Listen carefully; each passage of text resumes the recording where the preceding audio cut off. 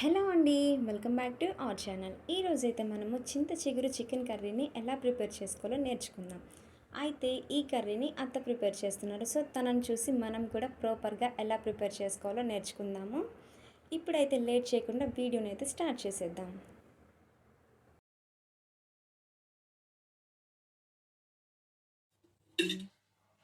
ముందుగా ఈ ప్యాన్లోకి 4 టేబుల్ స్పూన్లు ఆయిల్ తీసుకోవాలి.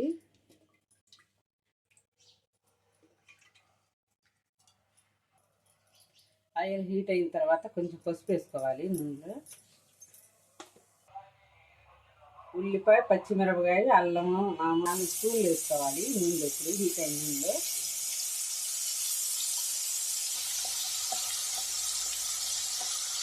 టమాటా, ఉల్లిపాయ, పచ్చిమిరపకాయ, అల్లము, చిన్నుల్లిపాయ మొత్తం కలిసిన పేస్ట్ ఇది. ఈ పేస్ట్ని పచ్చి వాసన పోయేదాకా ఇలా ఫ్రై చేసుకోవాలి. పచ్చి వాసన పోయి బాగా ఫ్రై అయింది పేస్ట్ అనేది. ఇప్పుడు దీనిలోకి 2 కేజీ చికెన్ ఇది. ఈ చికెన్ వేసుకోవాలి.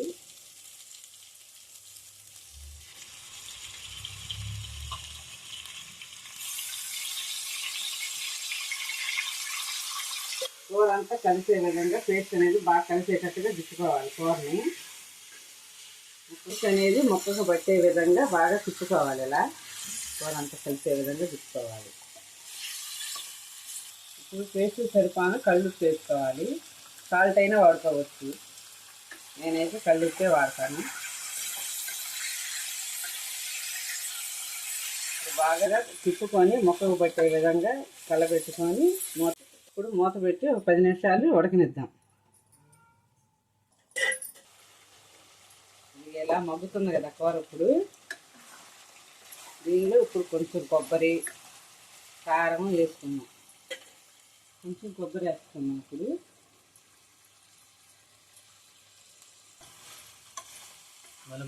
ఇప్పుడు కారం వేసుకున్నాము. కారం కొంచెం ఒక స్పూన్ ఎక్కువగానే వేస్తున్నాను. ఎందుకంటే చింత చిగురు చికెన్ కదా, పులుపుకి ఎక్కువ పట్టిద్ది. కారం, ఉప్పు అనేది ఎక్కువ పట్టిద్ది పులుపుకి, చింత చిగురుకి. అందుకని కొంచెం కారం ఎక్కువే వేసా. కారం, కొబ్బరి, మసాలాలన్నీ కలిసే విధంగా ఇలా తిప్పుకోవాలి. కారం వేసిన తర్వాత తిప్పుకొని కొంచెం ఫ్రై చేసుకొని వాటర్ పోతాము.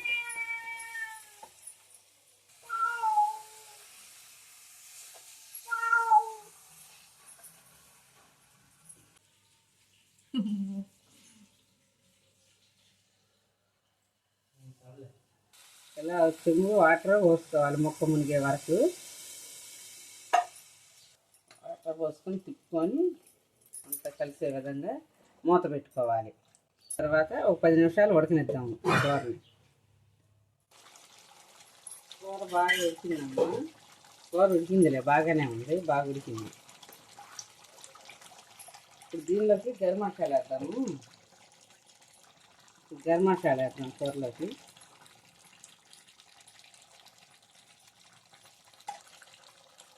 కూర మసాలా కలిసేటట్టుగా తిప్పుకున్నాం. కొంచెం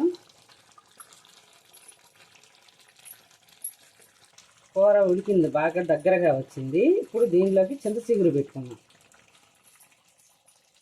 చింత చిగురుని తీసుకుని ఇలా రష్ చేసుకోవాలి, నలుపుకోవాలి బాగా.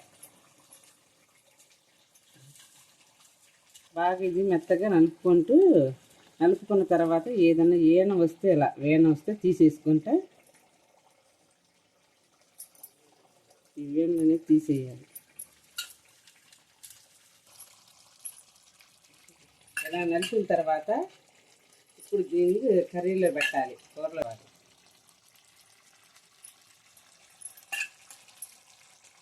కేజీ కూరకి 100 గ్రాముల చింత చిగురు ఉంది. 100 గ్రాముల చింత చిగురు శుభ్రంగా కడిగి క్లీన్ చేసుకొని నలుపుకున్న చింత చిగురు ఇది కలిసే విధంగా కలుపుకోవాలి. చింత చిగురు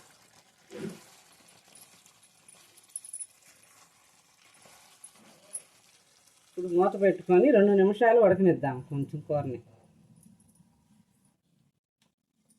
2 నిమిషాల తర్వాత కూర చూద్దాం ఎలా ఉందో. బాగా ఉడికిపోయింది కూర అనేది, బాగా ఉడికింది. చింత చిగురు చికెన్ కర్రీ అనేది బాగా ఉడికింది. కర్రీ అనేది చక్కగా బాగా ఉడికింది. నూనె అనేది ఇలా తేలాలి కూర ఉడకటం. నూనె కూడా పైకి పైకి బాగా వచ్చింది, బాగుంది కూర, ఉడికింది.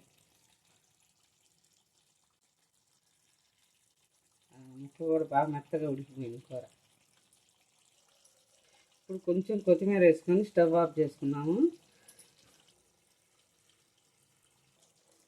చింత చిగురు చికెన్ కర్రీ అయితే రెడీ అయిపోయిందమ్మా. ఇక ఇంతే చేసుకోవటం, బాగా కుదిరింది. మీరు కూడా నేర్చుకునేలానే.